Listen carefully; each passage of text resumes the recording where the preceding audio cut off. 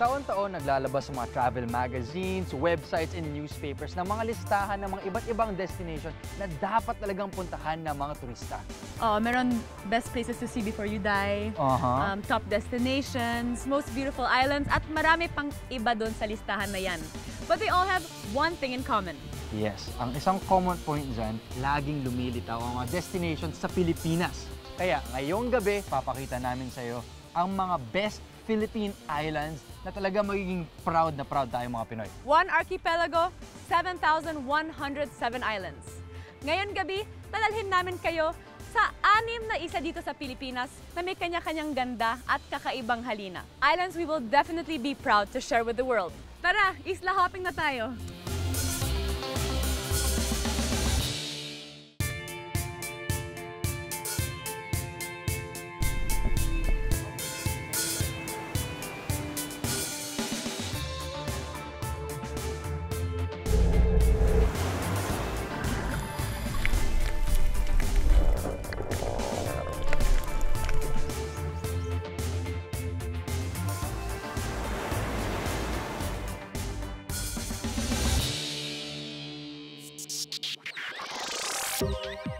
Nasubukan mo na ba magbakasyon sa isang exclusive island?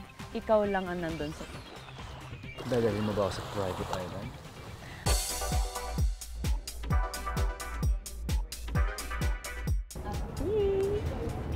Parang VIP talaga dito, parang may private airport. Sa mga listahan ng iba't ibang isla na dapat daw mapuntahan sa buong mundo, parating napapabilang ang El Nido, Palawan. Kung gusto mong maramdaman ng exclusivity o yung parang solong-solo mo ang isang isla, marami raw mapagpipilian sa tinatawag na last frontier ng Pilipinas. Isa na sa pinaka-exclusive ang Pangulacion Island ng El Nido Resorts.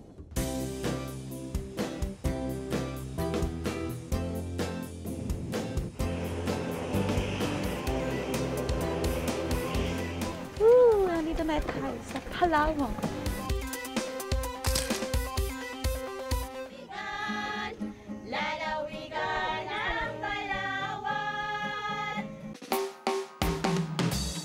El Nido ay first-class municipality at managed resource protected area sa Palawan. Ibig sabihin, maingat na inaalagaan ang kalikasan dito. Kaya naman, may tuturing itong isang paraiso.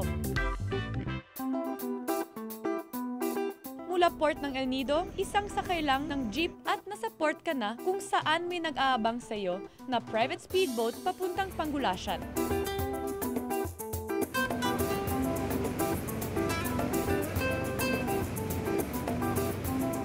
Kalahating oras lang, mararating mo na ang parang paraiso dito sa Pilipinas. Nandito na tayo! Yay! Bonjour! Vous êtes français? Bonjour! Pangulacion was existing in the 90s and it was a native resort in bamboo with air conditioning, very tiny, and in between 98 and 2010 it has been operated as a beach club. So guests would come over here just to relax. Pangulacion is an ovoid island of 1.5 kilometers long. As you can see, you have the longest beach here, which is almost 900 meters long, and we have a beautiful reef at the front. May taglay na kakaibang charm ang Pangulacion compared to any other resorts I've been to.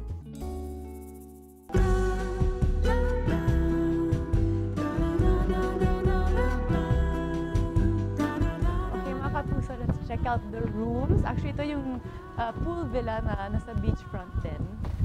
Tingnan natin yung loob.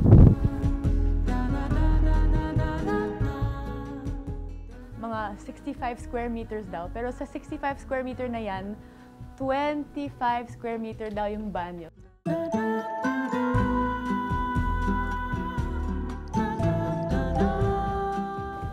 Aha!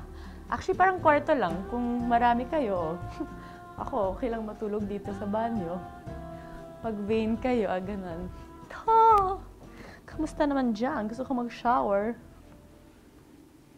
So, yung isang villa, 35 to 37,000. Pero pag dalawa ang kukunin nyo, bababa yung price sa 30,000 per villa. It's like your own little piece of paradise.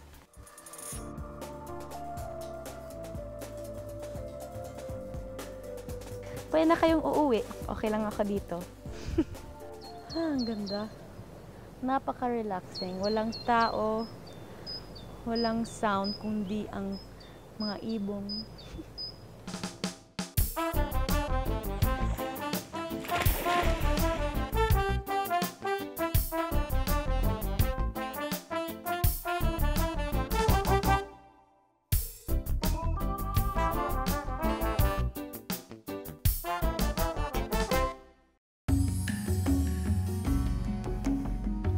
Bukod sa kagandahan ng Pangulacian Island, may pagmamalaki rin nating mga Pilipino ang mayamang kultura ng El Nido, Palawan.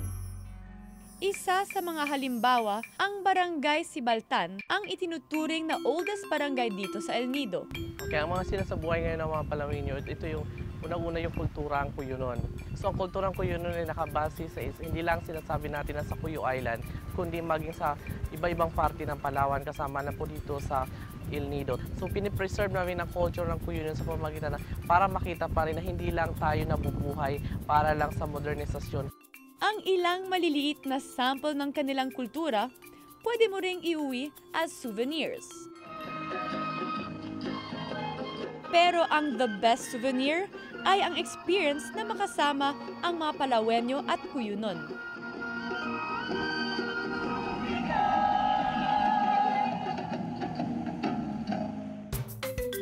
Isa sa kilalang kainan dito ang El Nido Art Cafe. Hindi lang sa mga tanawin ng El Nido mabubusog ang mga mata ng mga turista dito, pati ang kanilang tiyan, tiyak na mabubusog din. Isa sa kilalang signature dish, ang bird's nest soup. Ang main ingredient nito, ang pugad ng ibong balinsasayaw na maingat na kinukolekta at nililinis matapos iwan ng mga ibon. Sa Entulala Island naman, nakalapit lang ng Pangulacian, pwedeng magpahanda ng lunch by the beach. At actually maganda ito pagkatapos ng mga water activities nyo, di ba? Pagod kayo sa water sports or may rock climbing din dito. So, astig na may lunch din, di ba? Oh, dami pala.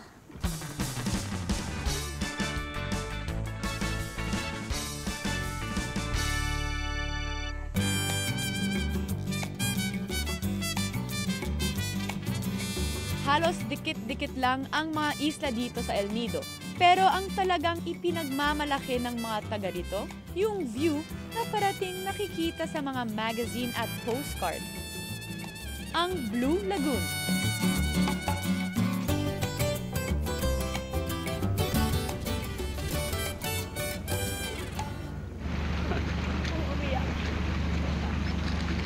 Para maikot ang Blue Lagoon, ang recommended mode of transportation ay ang kayak.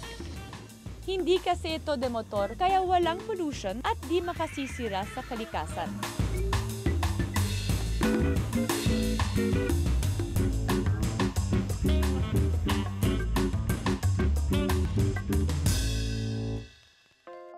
Dahil pinangangalagaan ang kalikasan dito sa El Nido, malinis ang tubig sa lagoon at kahit malalim, napakalinaw pa rin. So nandito tayo sa small lagoon dito sa Palawan at 8 meters deep. Ito ang pinaka-deep.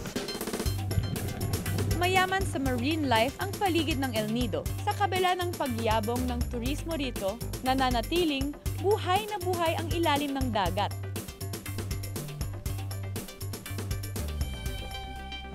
Let's do this.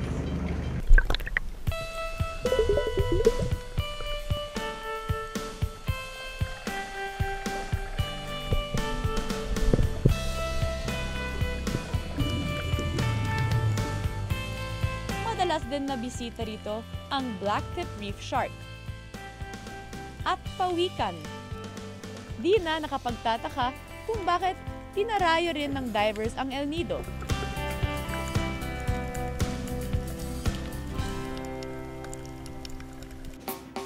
Sa dami na ng aking nakita rito sa El Nido, sa tingin ko, naintindihan ko na kung bakit isa ito sa pinakahinahangaan lugar sa buong mundo. As you can see mga kapuso, handa ako sa trekking na to. Wala akong rubber shoes, social na pants. Just kidding. So ito yung trekking para makita yung 360 view dito sa top.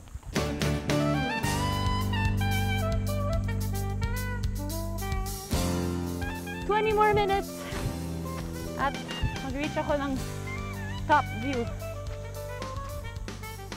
Wala pa masyadong view dito, but I'm sure maganda sa top. Hindi ako pagod. I'm fine.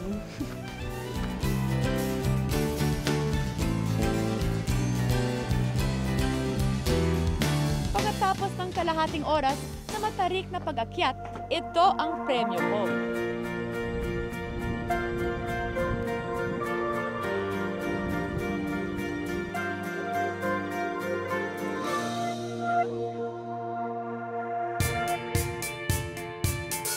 Isang pabaon at paalala na napakaswerte nating mga Pilipino na sa dinami-rami ng bansa sa mundo. May pagmamalaki natin na nasa Pilipinas ang isa sa best travel destinations in the world.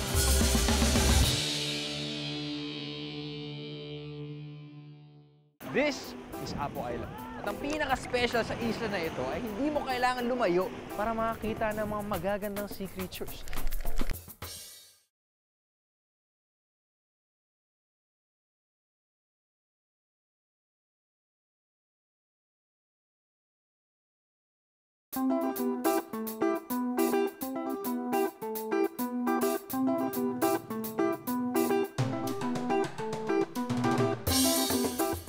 Sarap dito.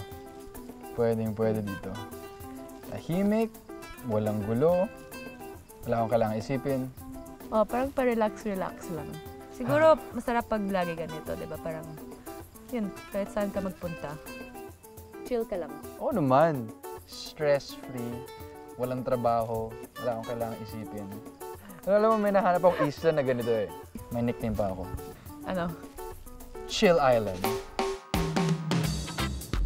Touchdown, Dumaguete.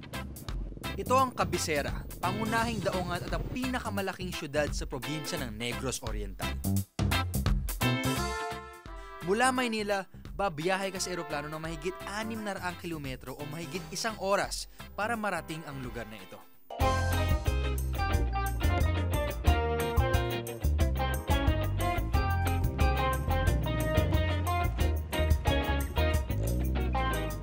Dumaguete. Ang pangalan na yan ay galing sa salitang dagit, nang ibig sabihin na ito snatch. Noong araw kasi madalas dinadagit ng mga pirata ang coastal town na ito. Pero sa kasulukuyan, ang dadagit lang dito sa iyo ay ang kagandahan ng isla. Tinatawag din itong the City of Gentle People. Alam niyo kung ano yung kapansin-pansin at nakakatuwa sa lugar na ito? Very laid-back yung vibe. Kahit tinitingnan mo nga yung mga tao, agad mong mararamdaman yung aura nila na parang sinasabi sa'yo, guys, chillax lang. Kaya nga ang layunin natin ngayon sa Summer Special ay mabawasan ang ating stress at mag-relax. Relax, guys. Relax.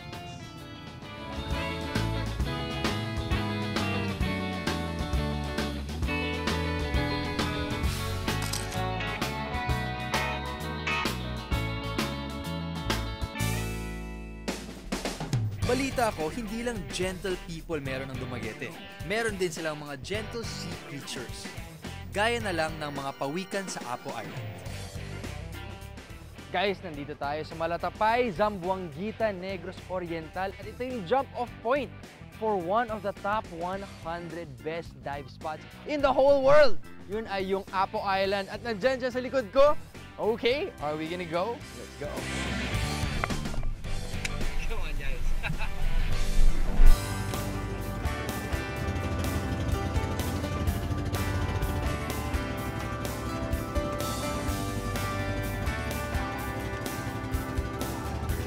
It's summer, bumabiyahe tayo, mainit yung panahon, ang dami natin gustong gawin. At ano nangyayari pag ginagawa natin ang mga yan? Nagugutom tayo. Guys, kailangan natin ng baon each and every day. I'm not kidding, hindi mo alam kung kailan ka magugutom. And nandito tayo, kasama ko ang sikreto ng Dumaguete. Ang Silvanas nito. Dinig ko, napakasarap daw nito. As in talagang heavenly. Butter Silvanas. Apo Island, cheers!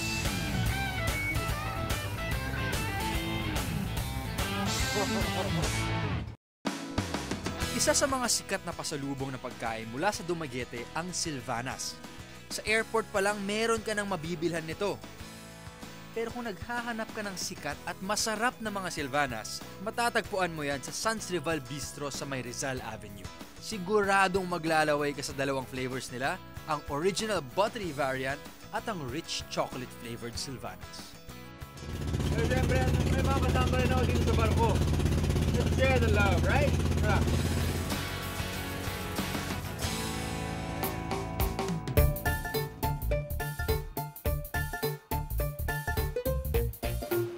Napaliligiran ng Apo Island ng mga hard and soft corals. Ang Apo Island din ang breeding place ng mahigit sa 600 species ng mga isda at mahigit sa 400 species ng mga corals. Kaya naman di ka pwedeng mangisda o meron silang tinatawag na no fishing zone policy 30 metro mula sa isla. This is Apo Island. At ang pinaka-special sa isla na ito ay hindi mo kailangan lumayo para makakita ng mga magagandang sea creatures. Yung mga divers na yan, mga 10 meters lang sila lalayo at sisisid na sila. Sasabayan ko kaya? Hindi. Dito tayo. Tara.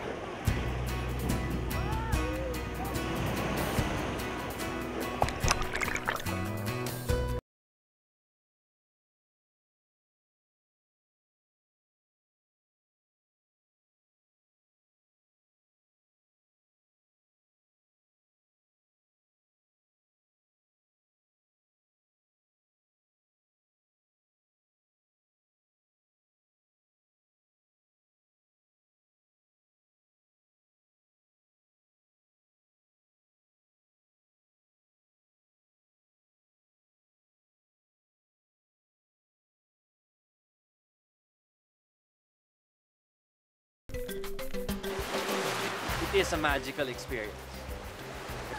Talagang yung feeling mo, it feels so good. It feels good. It feels good to be somewhere else.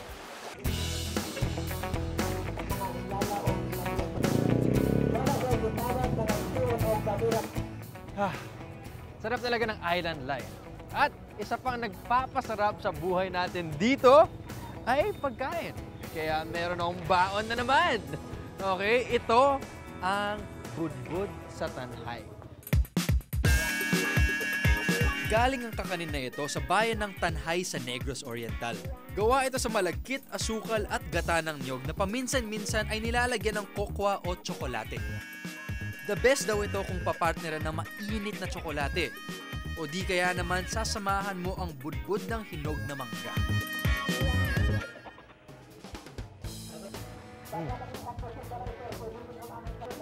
What can I say? Island living is great. And masarap nga siya. Bukod sa world-class marine sanctuary na Apo Island, marami pang pwedeng puntahan around Dumaguete. Isa na dyan ang Lake Balin sa Sayaw. At dahil sa matatagpuan siya sa crater ng Mount Balin sa Sayaw, medyo mabato ang daan paakyat ng bundok. Pero wala pa man sa nasabing lawa, ganito kagandang tanawin na agad ang bubungad sa mga bisita. It's a crater lake in origin, and it's located here in Barangay Inuiki, Villanueva of the municipality of Sibula, Negros Oriental.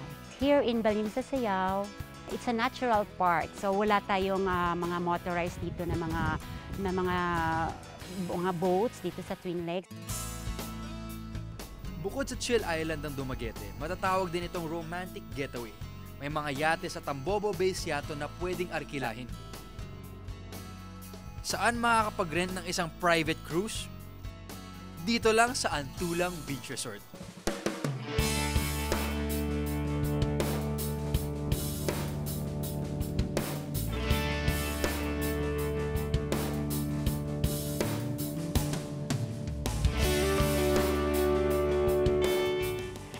Good food, fun under the sun, maybe some chicks, a hot date. Oh, saan ka pa? Are you game? Let's do this.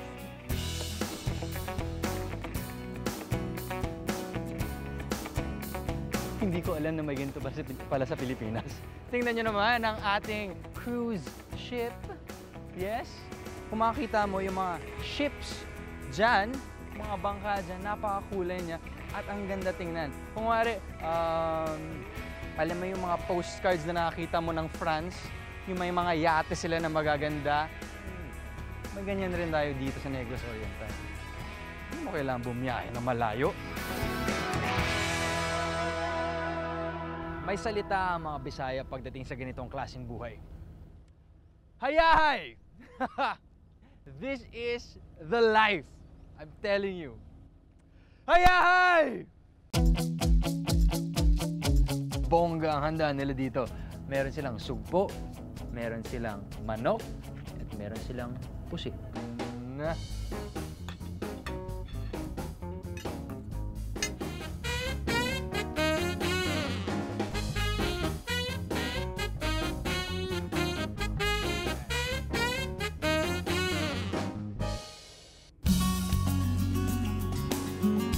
Kilala rin ang Dumaguete sa iba pang masasarap na kainan.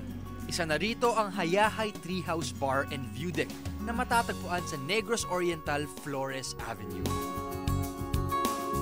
Masasarap na seafood dishes daw ang specialty dito gaya ng baked talaba.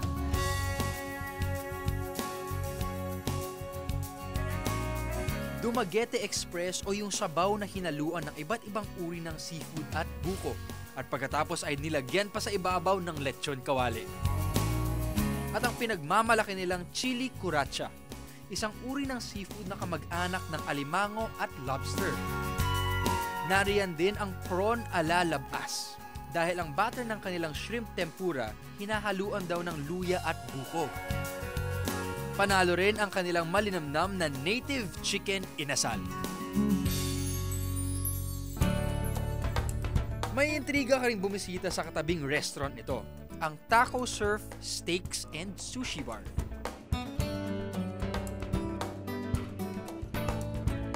Andito tayo sa Taco Surf. Pero hindi tacos ang kakainin natin, sushi. Dahil ito sa sushi and steak bar, oh, diba? Hindi ko talaga mag-gets, pero I like it. Kasi I like tacos, I like steak, and I like sushi.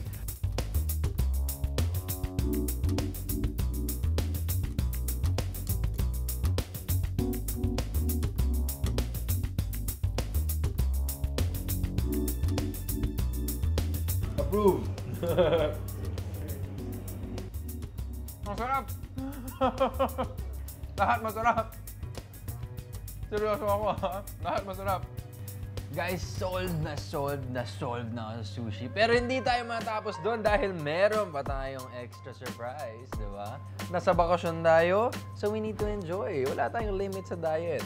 So, in front of me, pagkatapos mag-sushi, isang Wagyu ribeye steak.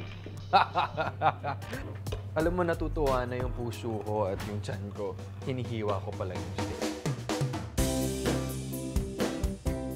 Do what makes you happy and eat what makes you happy. Diba? Enjoy summer!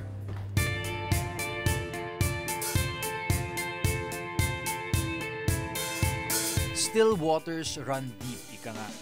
At napatunayan ko yan dito sa Dumaguete. Sa kabila ng tahimik at tila mabagal na takbo ng buhay dito, kung uungkatin at sisisirin mo ang natatangi nitong ganda, di ka magdadalawang isip na siya'y balikan kahit ilang ulit pa. Nandito actually yung Bat Cave. At unexplored pa yung Bat Cave, bawal pumasok. You can stay lang sa entrance or bawal pumasok kasi they want to keep and preserve yung natural habitat ng mga bats dito. Oh my God! Dami! Okay, tara na!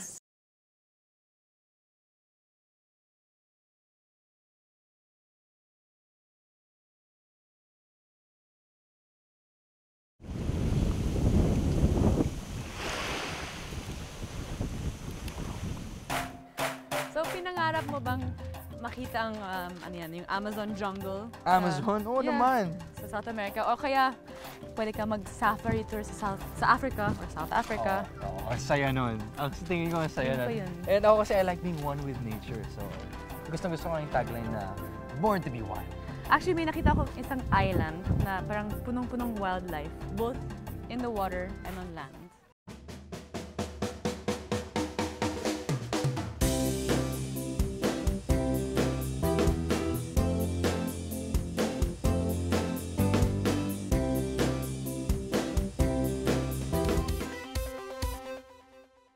I've been to many places around the world, pero binabalik-balikan ko pa rin ang bansang Pilipinas.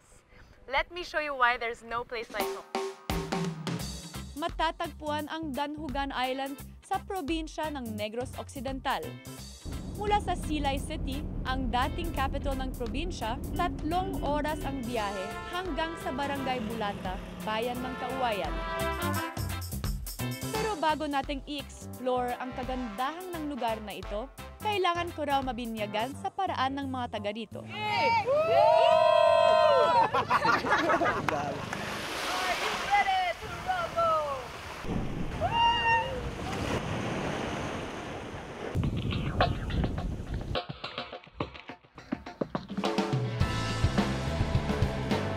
Para mabilis na makarating sa Danhugan Island, pwede kayong dumaan dito sa Puntang Bulata. It's actually mga 5 minutes na boat ride.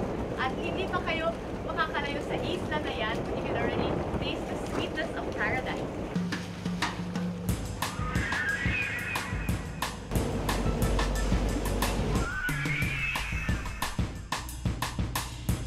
Danhugan Island is 1.5 kilometers long at parte raw ito ng tinatawag nilang eco-region ng Sulu Sea.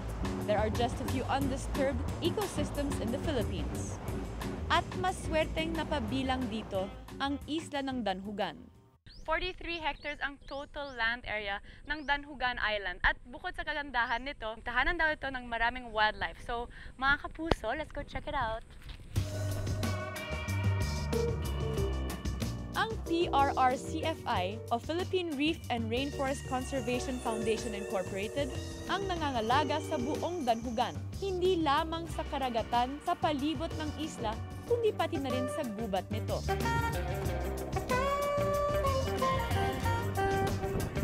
Parang malaking private pool.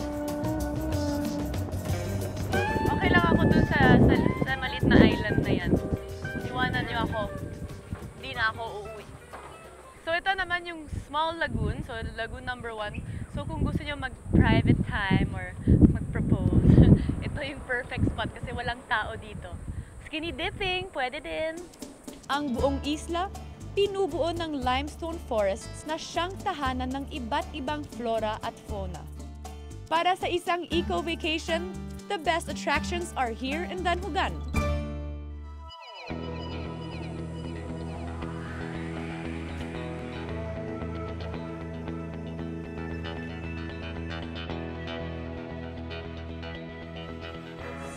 So ito yung third lagoon, yung big lagoon. At naririnig nyo ba yan?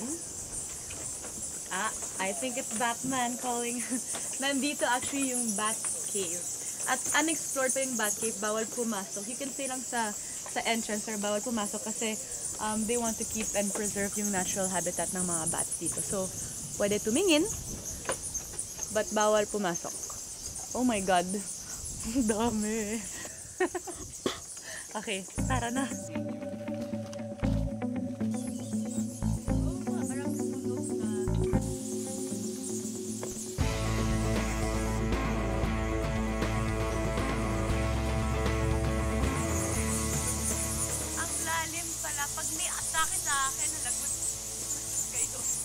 Marami na akong nasubukang adventure sa buhay ko. Pero dito pa lang yata ako natakot ng ganito. Sorry, Batman. I hate this place.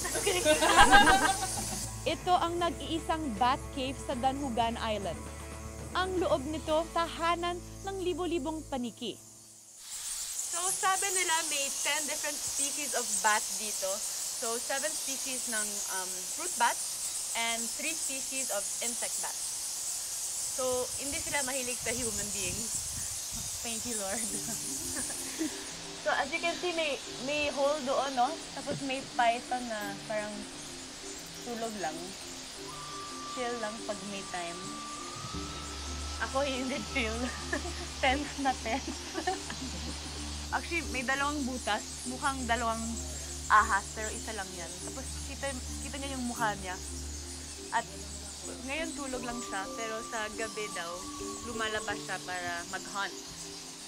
Siyempre, ang ganda talaga yung pwesto niya kasi you'll never run out of food, oh. Daming mga flying daga. Unexplored o hindi pa napapasok ang loob ng kuweba. Actually, narinig ko na yung fruit bats, very good sa environment natin kasi silang nagpa-plant ng mga seeds. So, kasi kumakain sila ng prutas, tapos habang lumilipad sila, nagda-drop yung seeds. So, yun. Trees will grow. So, kailangan natin i-conserve ang mga fruit bats. No one knows what one can see inside, bukod sa mga paniki.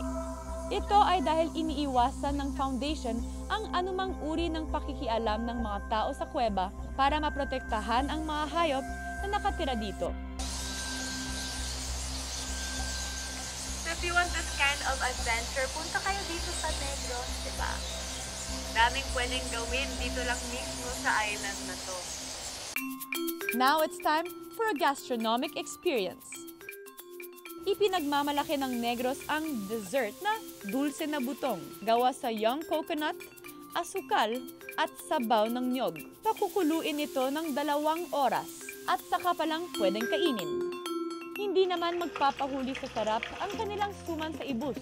Ang sumang gawa sa malagkit na bigas, ipiprito, at saka hahaluan ng asukal. Meron akong 2 dessert na punong-punong sugar talaga. Pero sobrang sarap. As you can see, oh my God, mukhang masarap talaga. Pero you can kitang-kita na may sugar dito.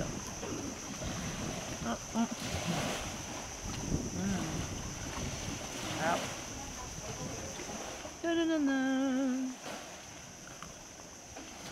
So crunchy. Yan na yung suman sa loob. Pag ako, lalagyan ako ng tsokolate. Sarap. Parang fried na tikoy. Sarap.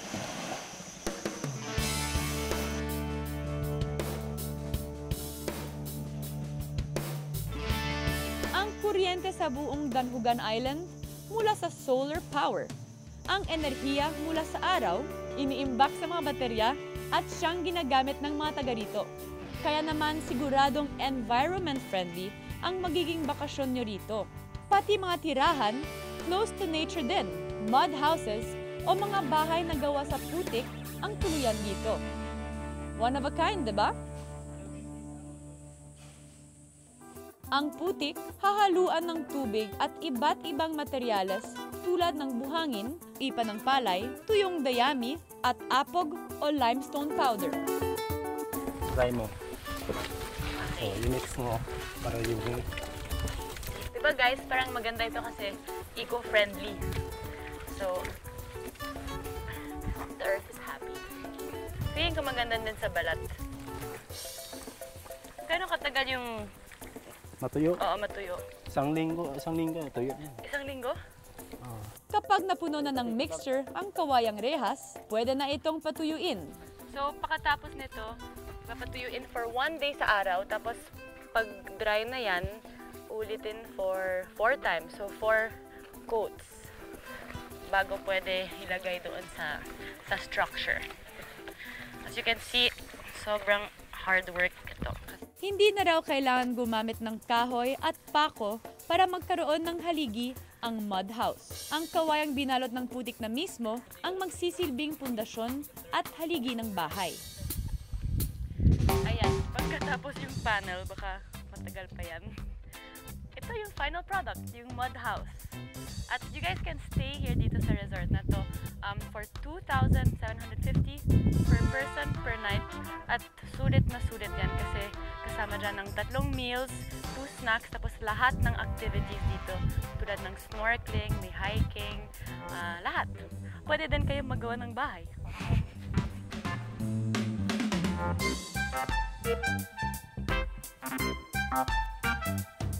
As you can see, ginamit nila ng mga used or recycled wine bottles para may natural lighting dito sa loob. At lahat ng island na to ay solar powered, kaya very eco-friendly. Parang yung tunog parang paper mache, pero syempre naman mas matibay.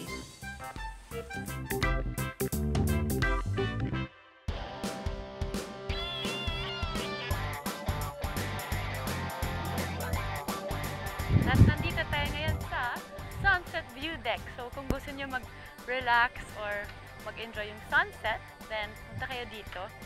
Super ganda yung view, tapos may hammock at lahat dito walang pako. wala pa ako nakikita na pa. Wala talaga.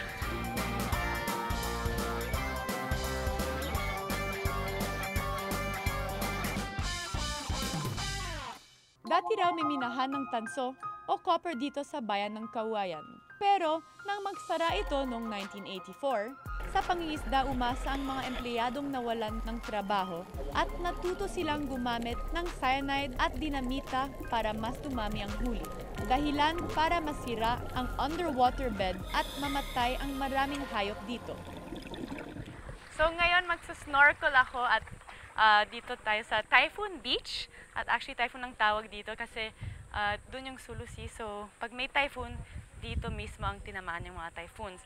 At sabi daw nila sa snorkeling, we can see mga giant clams and blue anemones. So sana swerte ako today and sana we can experience this beautiful thing together.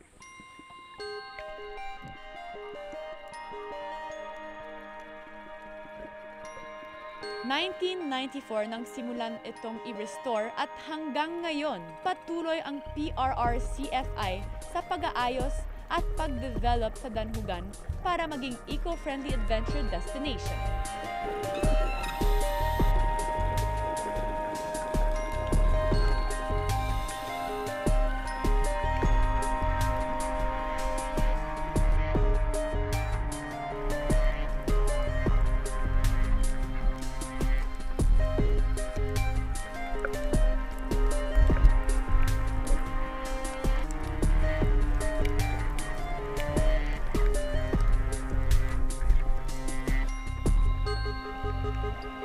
They've recorded 17 species of mangroves, 572 fish species, 244 hard coral species, 8 species of seagrass, and 74 species of microalgae in Danhugan. It was truly a sight to behold.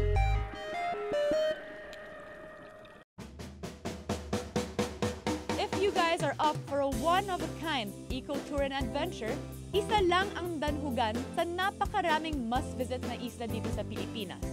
And it will always be a reason why I always go back to my country, my home. We are in the magical, mystical, and very mysterious Siquijor Island, di ba? At yung aura niya talagang may nararamdaman kang kakaiba eh. But, of course, this is all in a good way dahil ang dami nating magandang makita dito sa Siquijor Island.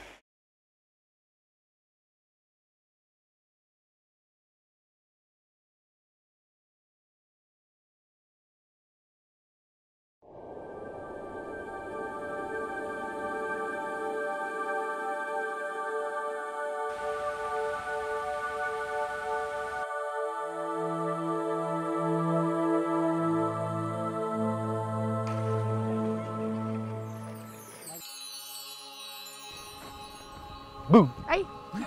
Kamusta ka na? Gulat mo ako. Okay lang. Muni-muni lang pag may time, di ba? May view. Sige, habang nagmumuni-muni ka, may tanong mo para sa'yo.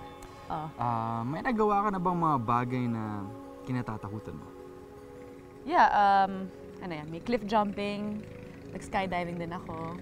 Wow, hindi ko pa nga nagagawa yun. Alright, okay, sige. Ito naman, nakapunta ka na ba sa mga lugar na kilalang misteryoso? Haunted house, Oo, gano'n? parang gano'n. Hindi pa. Okay, perfect. Okay, dahil may alam akong isla na kilala bilang isang mystic island. Nox. Are we standing on it? Hindi naman. Hindi pa. Okay, good. Baka iiyak na ako. Ako lang.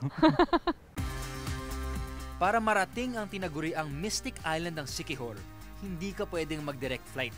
Wala kasing paliparan dito kaya kailangan magbarko o fast craft ng mga 1 oras mula Dumaguete.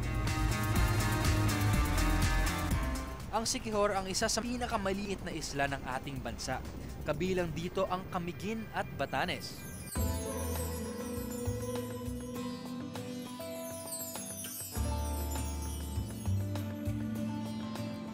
Game? Does this work? Okay, beautiful! Guys, alam niyo ba kung nasa na ngayon? We are in the magical, mystical, and very mysterious Siquijor Island, di ba? At yung aura niya talagang may nararamdaman kang kakaiba eh. But, of course, this is all in a good way dahil ang dami nating magandang makita dito sa Siquijor Island. Kaya tara, ikutin na natin.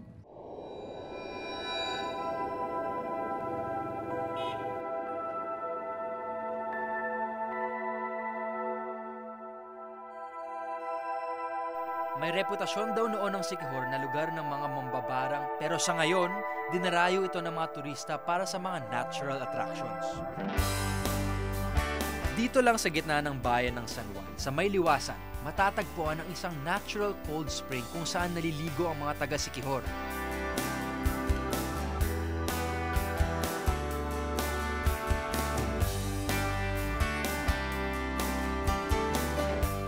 Ito ang Kapilay Spring Park. Bukas ito sa publiko kahit na anong oras, kaya naman pwedeng maglublob dito anytime.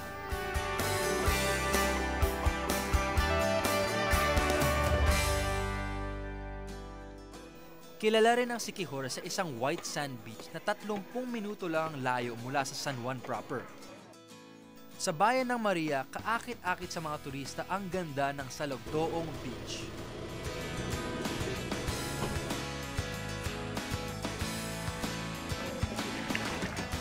Dito ang mga malalakas ang loob. Pwedeng mag-cliff diving. Madeline!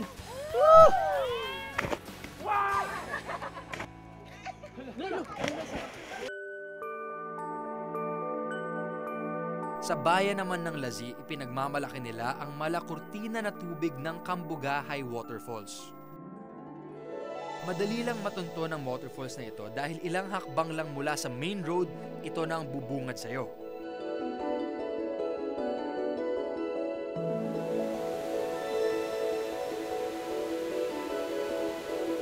Nakapapawi raw ng pagod ang paliligo sa talon na ito.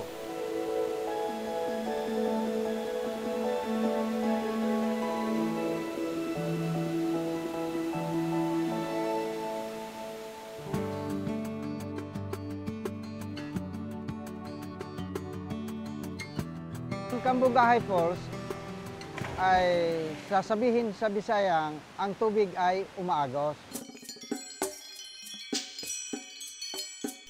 Hindi lang mga natural tourist attractions ang dinarayo ng mga turista sa Siquijor. Ang iba, kumukonsulta at nagpapagamot pa sa mga tradisyonal o folk healers dito sa bayan ng Cantabon. Nakilala namin dito si Annie Ponce. 13 taon na raw siyang nanggagamot.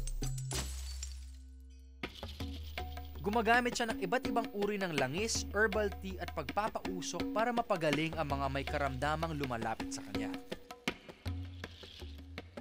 Galing sa papa ko. Then tapos, mula 2006, nag-ano na ako sa kanya. Sila na ang nagbigay sa akin na maggamot ako uli. That is good also for massage and stomach pain. So you just rub it on the Yeah, surface? yeah. No oil, nothing? Just the... Naabutan nga namin ang magkasintahang turistang ito na mula pa sa Espanya na magpapagamot kay Annie. I'm gonna take that. I don't think it's Si Francois, madalas umanong magkaproblema sa kanyang tiyan. Pinaupo siya ni Annie sa kadinasalan habang hinihipan ang kanyang likuran. Pinahiran din ni Annie ng langis ang tiyan ni Francois.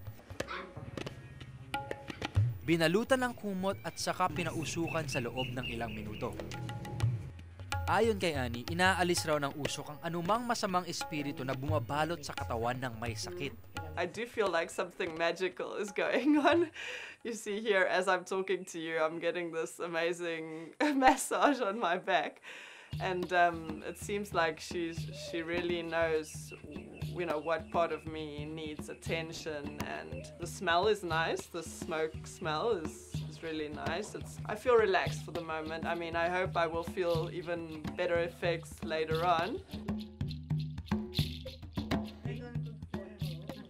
Sa bandang huli, pinainom pa ni Annie ng herbal tea si Francois. May mga naniniwalang may mahikang taglay ang mga folk healers dito sa Siquijor. Kung totoo man ito o hindi ko masasabi. Pero ang matitiyak ko lang, ang ilang parte ng isla talagang may taglay na Salamanca.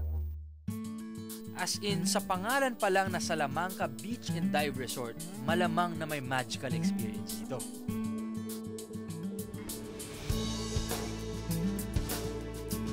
Salamanca Beach and Dive Resort is a completely new resort on Siquijor Island. We are going to have really huge rooms for the people. They can afford a little bit more and want to have really relaxed holidays. Sa resort mismo, may dive shop, gym, at spa. Nakagagayuma rin ang sarap ng mga pagkain.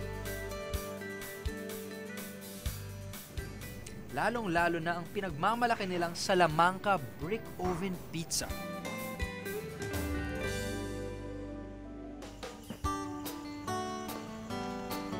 Para sa mga naghahanap ng mas tradisyonal na merienda, kilalang-kilala raw sa Siquijor ang tinapay na gawa ni Lilibeth Alce at Enrique Villanueva. Ang tawag dito ay Pan de Bisaya at gumagayuma raw ito sa mga turista. At ang kanyang version ng Pan de Bocayo, ensaymada at bibingka, bukod sa masarap na, mura pa. Sabi nila, sa akin daw ang pinakamasarap na tinapay. Kaya ang daming customer, kahit saan nga lugar, pag magpunta dito sa Siquijor, maghanap sa akin. Dati-rati, tuwing may fiesta at espesyal na mga okasyon lang daw natitikman ng mga taga Siquijor ang ganitong uri ng mga tinapay. Pero dahil kay Lilibeth, pwede na nila itong araw-arawin.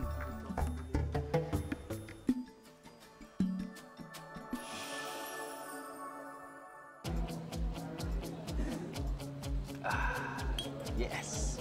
Nakapagkape na ako at kulang na lang tinapay. Saktong-sakto. Meron ako dito Pan de Bisaya. Subukan na nga natin. So, ha! May bukayo yata tong Pan de Bisaya ko. So, subukan natin. May kape ako, may tinapay ako. It's gonna be the bomb.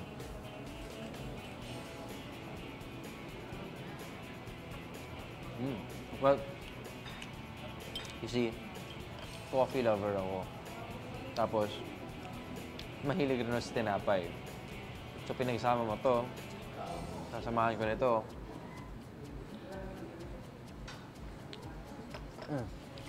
And that's summer happiness. Yeah!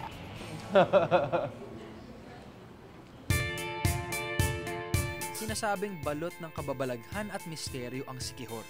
Pero sa kaunting oras na paglagi ko rito, masasabi ko na imbis na takot o pangamba, kakaibang halina at gayuma ang aking nadama. Mapapaisip ka tuloy kung gusto mo ba talagang bumalik pa sa Maynila kung ang iyong iiwan ay ganitong kagandang kalikasan at mga lasang hindi mo pagsasawaan.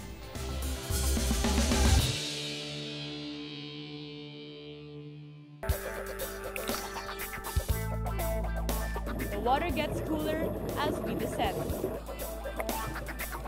Mahigit 60 feet ang lalim ng Lumbangan Underwater Cave o halos katumbas ng building na may 6 na palapag.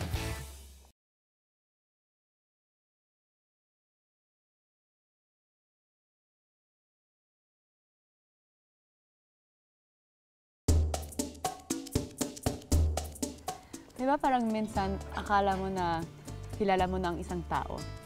Diba kasi matagal kayong magkasama? Okay, medyo naiintindihan kita. Kasi parang minsan may mga tinatago silang mga sikreto na magugulat ka. Tulad dito sa Batangas, like everyone thinks na walang bago dito. But there's more, there's always more. At marami pa tayong madidiscover sa weekend getaway na to. May sorpresa na naghihintay sa akin sa bayan ng Kaping Barako, Balisong at magagandang beaches at dive sites. We are heading south of Manila to the province of Batangas.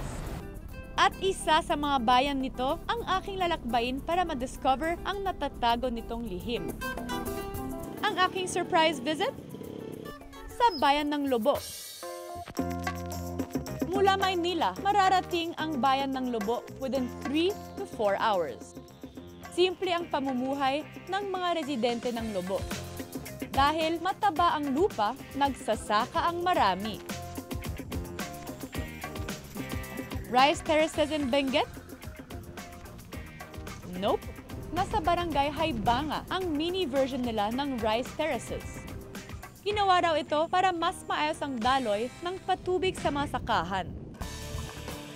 Pero ang talaga raw pinagmamalaki ngayon ng Lobo ay ang mga sorpresang naghihintay sa ilalim ng dagat. So bago yan, guys, mag-selfie muna tayo, diba? Okay, go!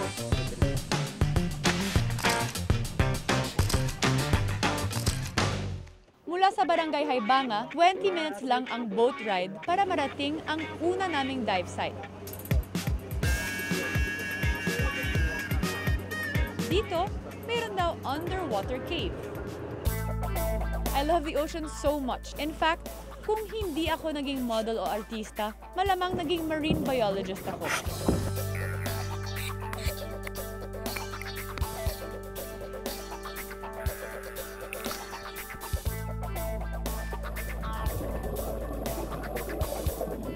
The water gets cooler as we descend.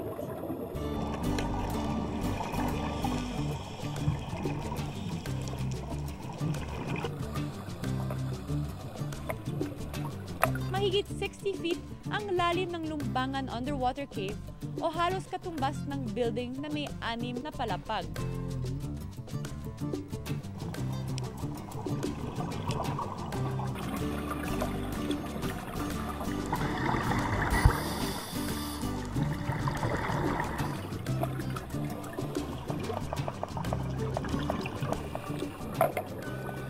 May 2 lagusan ang cave kung saan pwedeng pumasok at lumabas ang divers. Payapa sa kuweba, pumapasok ang sinag ng araw kaya hindi gaanong madilim. Sa loob nito, may mga coral at ilang maliliit na isda na nakilangoy sa akin. Paglabas ng kuweba, makikita naman ang Coral Garden.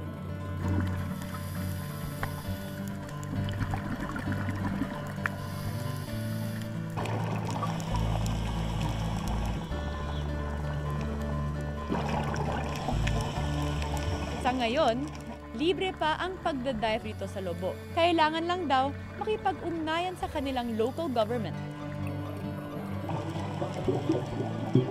20 minutes lang ang first dive namin, pero parang makalimutan ko na ang oras.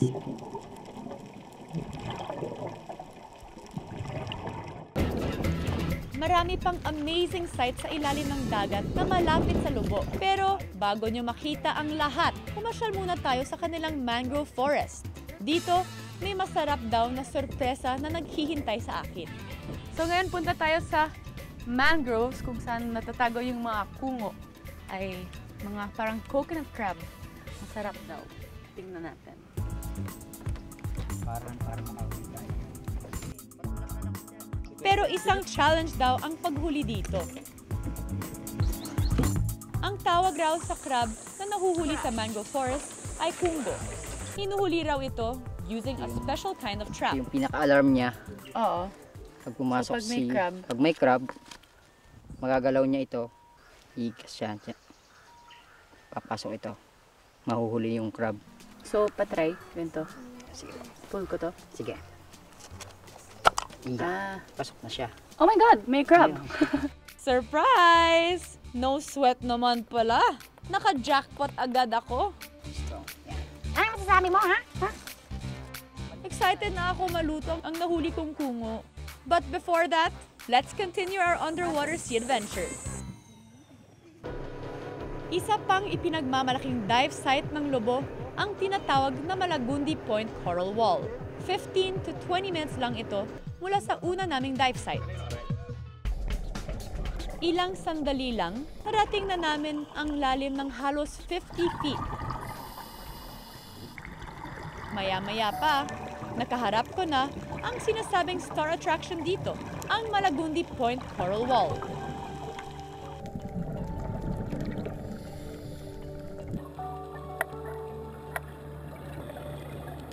May lalim itong 80 feet at ito ang nagsisilbing tirahan ng mga lamang dagat.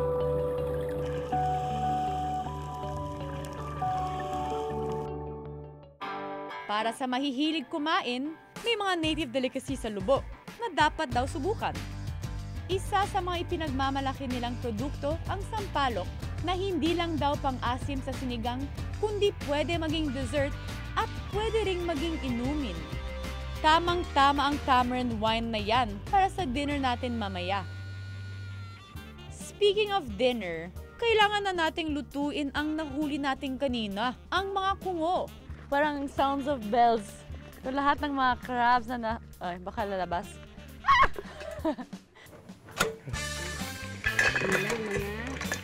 Oh my God.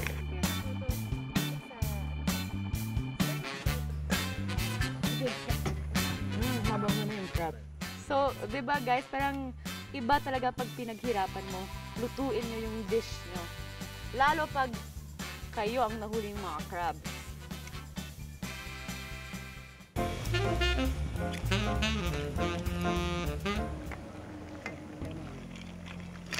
At syempre naman, sa Lobo, di pwede isang putahe lang ang ihanda kapag may bisita. Kaya naman, bukod sa niluto kong kungo, fiesta rin ng mga seafood.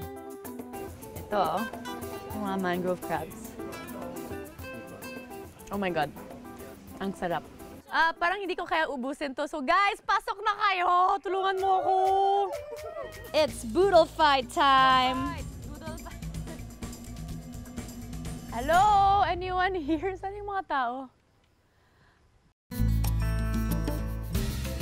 And what's this? Another surprise?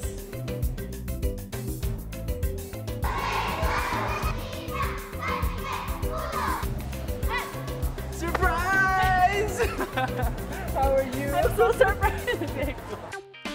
Kasama sa handa nila ang pinais na dulong. Gawa ito sa maliliit na isda, binalot sa dahon ng saging at isinain sa asin at pinatuyong kamyas.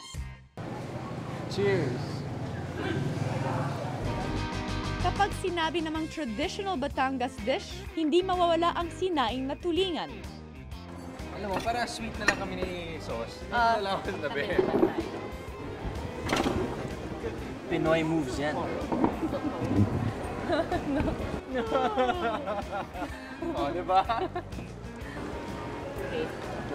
Cheers. Ito mas type ko.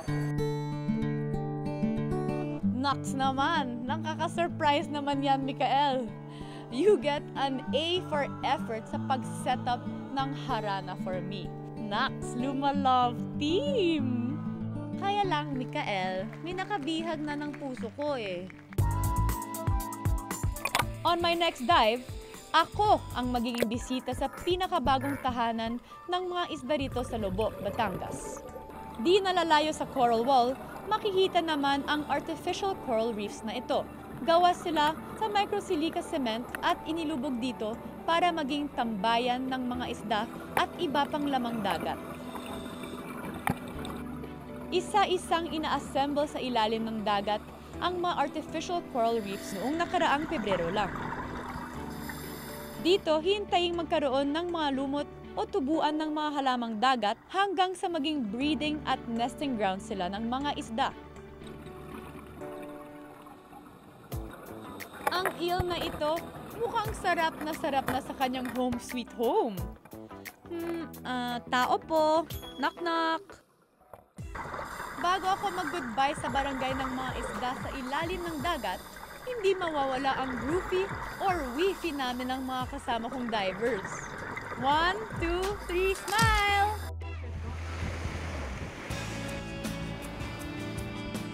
Matagal na akong diver, pero dahil sa dami ng amazing dive sites natin dito sa Pilipinas, parang di tayo mauubusan ng pwedeng sisirin. Para naman sa mga hindi mahilig sa tubig, sulit pa rin ang pagpunta sa Lobo kung naghahanap kayo ng malapit na pasyalan mula Maynila. Unspoiled natural beauty na ilang oras lang mula sa urban jungle ng Metro Manila. Ito ang palagi kong maiisip tungkol sa bayan na ito. So to you, Lobo Batangas, I say, tinangay mo ang puso ko dahil punong-puno ka ng nakatutuwang sorpresa. Sa bangka pa lang, tanaw na ang mga naglalakihang butanding. Pero ibang usapan na kapag nakasabay mo na silang lumangoy sa ilalim ng tubig.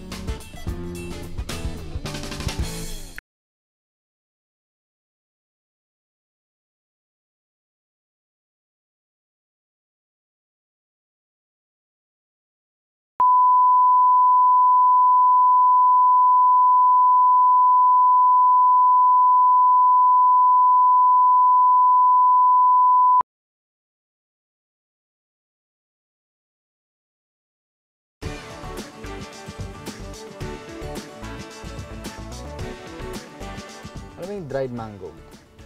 Lechon. Favorite ko yan. Danggit. Gusto mo yan? Yeah. Saan mahanap ang lahat na ngayon? Cebu.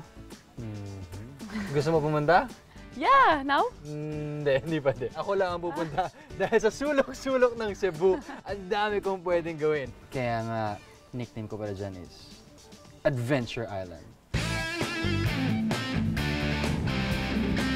30 minuto lang na ferry ride mula sa Dumaguete, mararating na ang katimugang bahagi ng Cebu.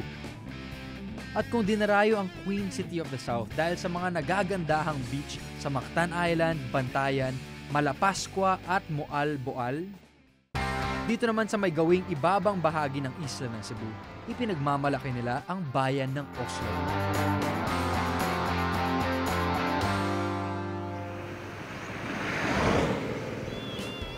Ang isa sa mga adventure na patok dito, ang close encounter sa mga butanding o whale sharks.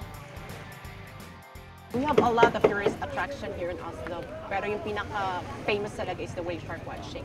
Sa magsisnorkeling tsaka sa magsistay lang sa boat, we only give them 30 minutes to control the guests. I think it will be great because normally for us we go like in the big aquarium, we see them all the time in captivity. And here to be able to swim with them, it will be a great experience, I think. Sa bangka pa lang, tanaw na ang mga naglalakihang butanding.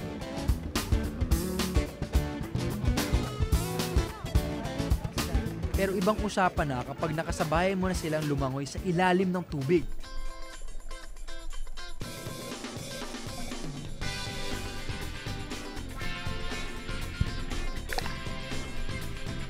Talaga namang nakamamangha.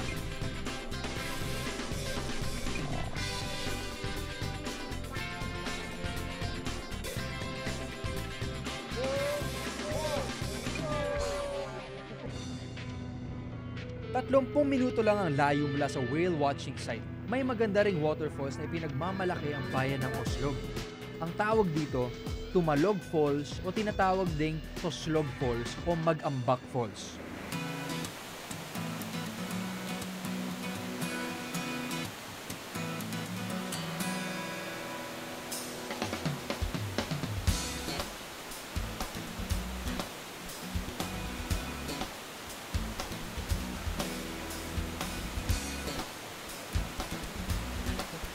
Ay, napakaganda. We've been around, we've been to Australia, sa ibang parte ng mundo. Walang ganito tayo.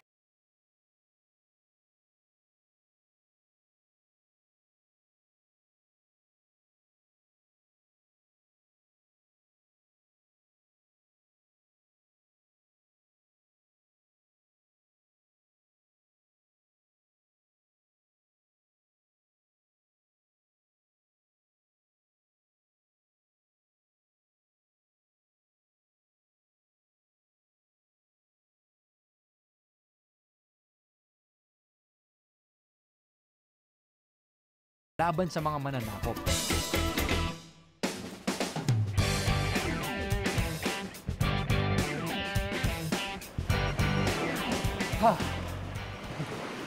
Excuse me. Nakita niyo yung maliit na cute na isla dyan sa likod ko?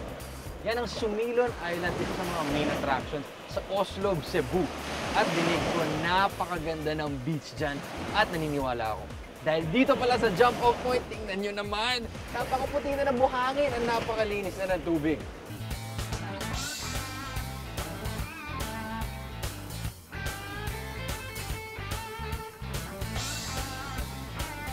Tinatayang may 24 na ektarya ang lawak ng isla ng Sumilon at ito ang tinuturing na kauna-unahang marine protected area sa buong bansa. Idineklara itong marine sanctuary noon pang 1974.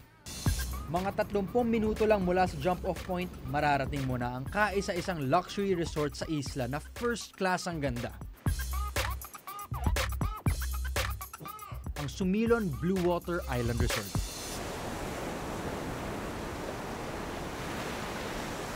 We locally call it Sumilon because of the word. Sumilong, ibig sabihin nisilong yun, to take refuge. Pwede ring mag-food trip. Ano ba naman ang bakasyon kung wala ito? Guys, Kung gusto niyo na mag-relax, chillax, diba? Pagod na kayo, dito kayo pupunta. Ang tawag dito, glamping.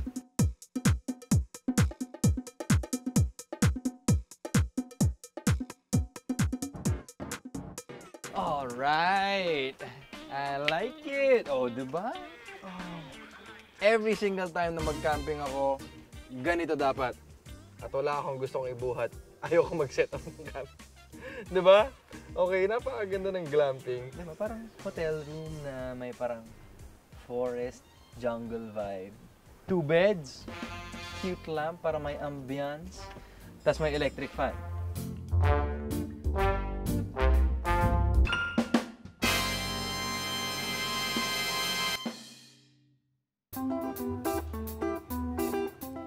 Podrida. Ito ang flour-shaped biscuit na mahanap mo sa Cebu na minsan may laman na grated coconut and raisins. Ang yung kwento dito ay dati-rati, mga mayayaman lang ng Cebu na kakain ito. Pero today, ako ang kakain ito. May something talaga sa sa coconut no. Pag ginungaya mo yung texture niya, parang naalala mo lang talaga yung beach minsan. Ako naalala ko lagi. 'Di ba? Very distinct siya.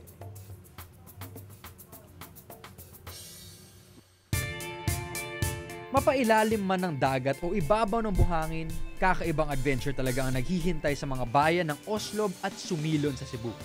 Kaya dapat laging tandaan that there's always more to an island than its main attractions. Importante rin silipin ang mga lugar kung saan pwedeng mag-side trip, ika nga. Malay nyo, doon na pala naghihintay ang inyong next great adventure.